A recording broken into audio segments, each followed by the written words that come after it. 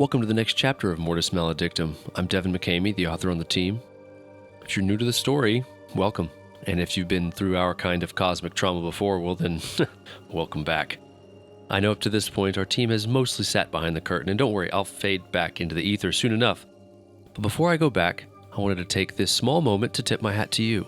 Thank you very much. Thank you for being a part of this. If, after the episode is done, you would like to know more about this strange and dangerous world we live in, subscribe to our channel and check out our website at mortismaledictum.com. And for those most valiant among you, I'll let you in on our secret. I've been hiding puzzles all over the stories that lead to exclusive bonus content. And with that, I'll leave you to enjoy the episode. Happy hunting. We find ourselves here, at the beginning. Another tale. Another chapter. Once upon a time, in a land near Calais, there lived a Duchess named Anna. She lived in a tall stone castle on a bald hill just outside of town. It is here our story begins, in the year 1560, Anno Domini. This Duchess hadn't always lived in France, for she was of Italian nobility. Married into another house in another country was common among the upper class of those days, and for Anna, it was no different. She did not enjoy this castle, and its draught interiors was built for war, not residence. And yet, after her husband's successful capture of nearby Calais, he moved on to the next conquest by order of the king, and she lived in rainy solitude near the sea. It is here where we introduce a new phase to the story, one not marked in ink to a page in any historical text. This new arrival appeared out of the haze one late afternoon. She was covered in rags and, as is true in most tales from this era, she was a mystic of profound ability. Only those present can tell what caused the captain of the Duchess's guard to allow this witch through the gate. But through she came. History's tomes tell us nothing of this fateful visit save this story. And once the woman appeared in the Duchess's hall, this is what happened.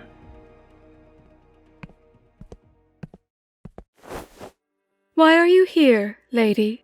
The Duchess asked. For although the witch was far from a lady, the Duchess was a kind-hearted soul. "I have come from far away, in a place unknown to most. Before I left through the ether, I appropriated a book written and bound in dread and apprehension and terror. The fear it forced from its readers has soaked into the pages, and I fear for its further circulation." "It is an interesting tale you weave," The Duchess said. "Interesting indeed. My homeland will soon succumb to a vile miasma which has crept into the minds of our people. I left with the book and all the stories contained therein, with the hopes that its fear-soaked ink would spare the land. But my travels have left me bereft of resources and tired." "What would you have from me?" The Duchess asked. "I only ask for shelter while I continue my search for a place to hide the book before my time is ended." The Duchess, overcome with loneliness and starved for news outside her castle walls, had agreed in her heart before even her offer's words could echo around the stark chamber.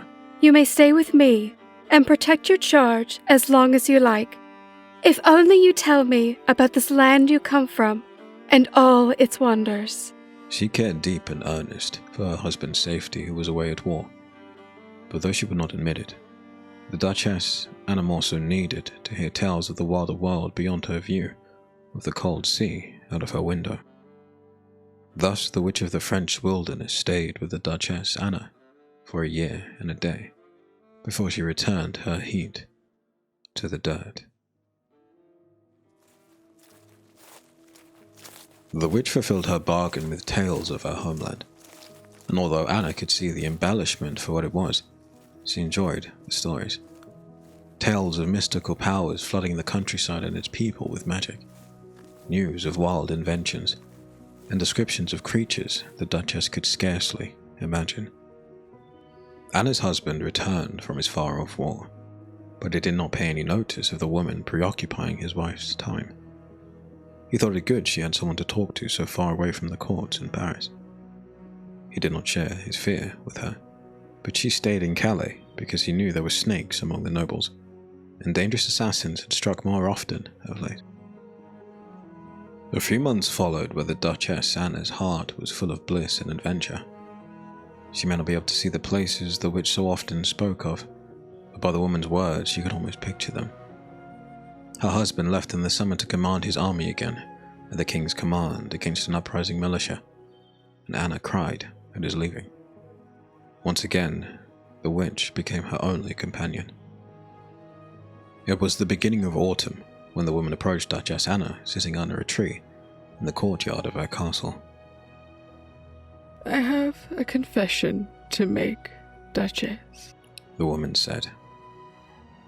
Anna looked up from her book immediately, for the woman never spoke with the tone she held now.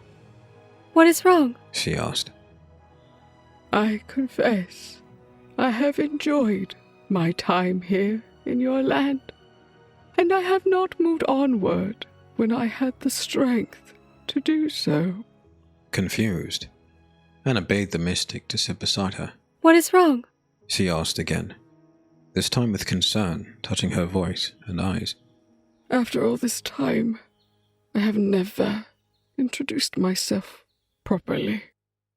The witch appeared to choke up and small tears held fast to the corners of her eyes. Yes. The Duchess agreed. You have been quite aloof with me. My name is Alia, and all the stories I have told you of my land are true. But it is not a land without its mark of evilness. I did not write the book I protect, nor was it given to me. I stole it from the being who causes my land to wither. I took it in hopes that if I carried it beyond my borders, my country would be safe. Then you are brave and noble, the Duchess said, not yet understanding the gravity of Alea's story. My travels were too much for me. I have been. She paused here, looking for an accurate answer. The walk across the mist has deteriorated me. Our lands were not meant to touch one another. I fear it will soon be my undoing. Do not speak of such things, Anna answered, fear and shock now ringing in her voice. Alea put a comforting hand on Anna's arms and offered her a wan smile. I have time enough left, but not to complete my duty. You must promise me, when I am gone, you will neither read the tome nor allow any of your servants to read it. You must promise me to find the darkest dungeon in the land and lock it away to never be discovered. I cannot allow it to harm my country, but after seeing the wonders of yours, I can neither allow it to come to harm. I promise, the Duchess said, taken aback at the macabre request. Alea sighed. Yes, said she. Thank you, my Lady Anna. Please, let us talk of other things, Anna said, and they did. The pair spent many more days in the sunlight and grew closer, while the days grew steadily colder, until one night under a full moon and a clear sky, Alea passed onward from this life. She did not go with a fuss and died quietly in the bed holding the Duchess's hand. It was afterward, when things all changed.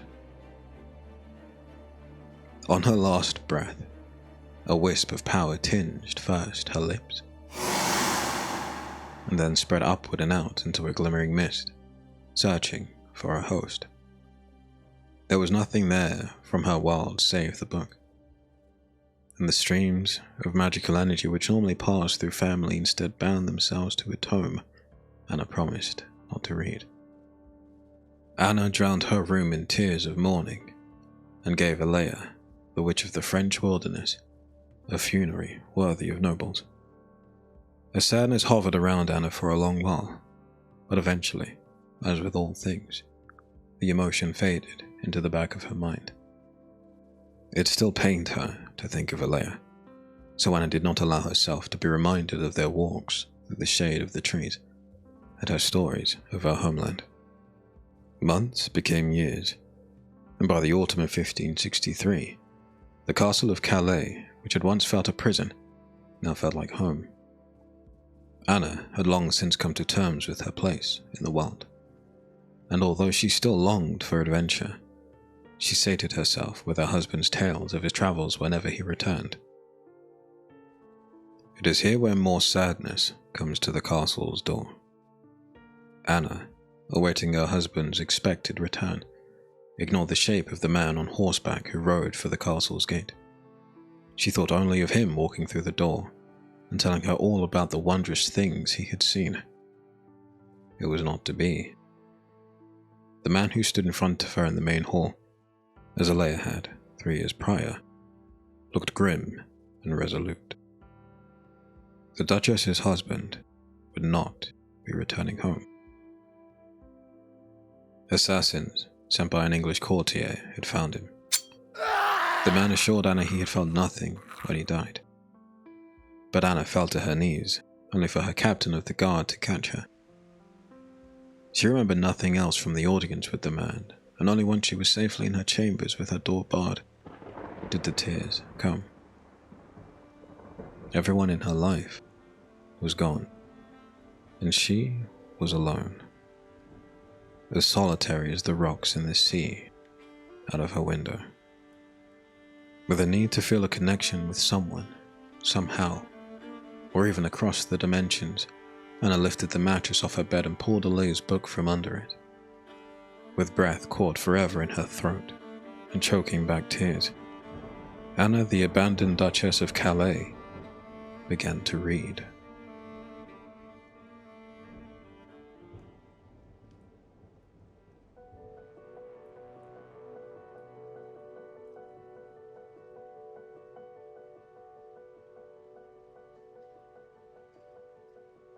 The townspeople of Calais had always had a special place in their hearts for gossip and rumour. In those times, the local favourites were either about where the English may attack, or the French would retaliate, and why they had heard so little news from the castle lately. It hadn't taken long for the flow of information from the castle to slow from a steady stream down to the tiniest trickle. Then, on New Year's Eve, the gates shut, and guards disappeared from the ramparts, and the Duchess stopped holding audiences. Almost at once, the rumours began circling, becoming wilder and more outlandish by the day. People told and retold what they knew, thought they knew, or what their friends thought they knew. None of them were the truth, and that was how Duchess Anna wanted it. Reality was so much stranger than any fiction the people of Calais could have concocted. Duchess Anna had changed. It shouldn't have happened all at once, but the longing and loneliness had opened up her soul and wrenched it to pieces. She was shattered when her husband died, and when she turned to the one thing she could latch onto, the one token her friend had left her, the effect took hold instantly. The second Duchess Anna touched the first page inside the heavy leather-bound covers, the magic flowed outward and bound itself to her. Alea hadn't had the strength at the end to pass her power, nor did she have the desire to curse Anna with it. But the book was a much stronger conduit. Anna could not read the words in the book. It was from a land far from her own, but the power did not need her to know the words. Anna, in that moment, discovered the witch of the French wilderness had more power than she had ever truly shown. It bound itself to Anna and wove itself into her being. It was a dark and oppressive power. Most magic isn't inherently good or evil, but this was not magic from our plane. The place this heavy shroud of magic came from was tainted, and the magic had absorbed that rot. Now that rotten power infected Anna. Not only gave her the ability to use it as she wished, but it also removed her inhibitions against it. Anna's spine stretched and elongated. Her hands gripped the tome, and she let out a scream as her bones popped and cracked, trying to contain the power. Anna's face formed into a mask of rage and pain. Her fingernails split into needle-like spikes, and a black fog appeared above her, falling over her shoulders like a cloak of sadness and wretched, vile desire. She had a need then. A need to kill someone. A need to make others feel the loss and abandonment she felt. The saying misery loved company, and she was misery. Then, as immutable and unstoppable as a wave crashing outside her castle, she left her chamber to share her misery. None of her servants, whom she had spent years with, survived the night. None of her guards, who had protected her since she first came to the castle, lived till the dawn. The only breathing entities besides Anna herself inside the stone walls the next day were the crows pecking away at the freshly dead on the courtyard's flagstones. All of these things happened the night Anna learned she had lost her husband, and long before the rumors began to circulate throughout Calais. The intervening time allowed Anna to practice her new and necromantic abilities. Soon after the night of carnage, the bodies began to rise. It started with twitching, and grew to full animation. But then after time and practice, Anna learned she could do even more. She created new and strange creatures as an homage from the tales Alea had taught her. With surgical precision, Anna snipped and stitched creatures from myth and legend into reality. Monstrous wolves flapped leathery wings, and pale, hunched fiends clutched jagged knives. Both patrolled the interior walls, and the winged wolves nested in the castle's bailey. The Duchess sheathed one of her creatures in the clothes of her guards and servants. She granted it human form, and guided its movements herself.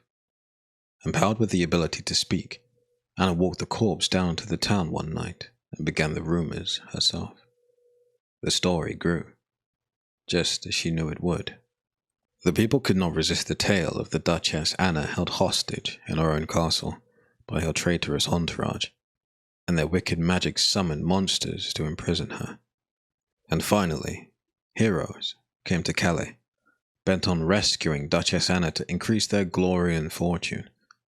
Instead, all they did was increase Anna's forces, as she added their corpses to the pile.